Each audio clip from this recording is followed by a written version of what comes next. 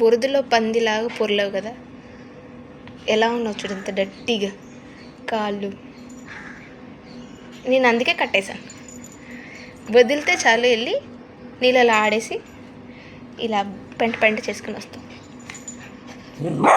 ఓయ్ కమ్,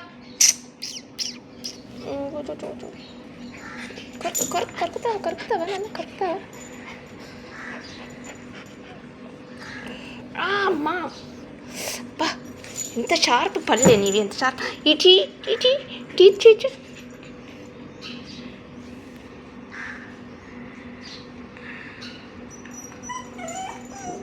సరే వదిలేస్తాలే. ఓయ్